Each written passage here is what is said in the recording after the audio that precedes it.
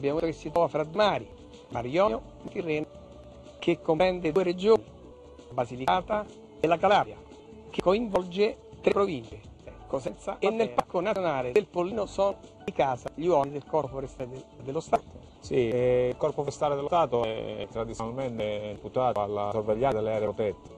Qui soprattutto nel Pollino, essendo uno dei parchi più esclusivi d'Europa, come giustamente lei ha detto, abbiamo 22 stazioni dislocate su 3 province, c'è la provincia di Cosenza, Potenza e Matera.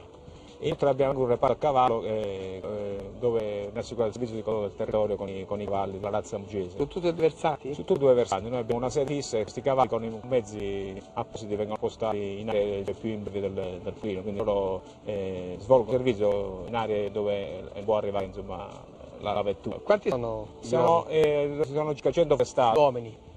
Uomini, Ragazzi. Gli uomini e le donne del Corpo Forestale che fanno servizio nel Pollino sono 100, però sono ampiamente sotto organico, devono essere il doppio.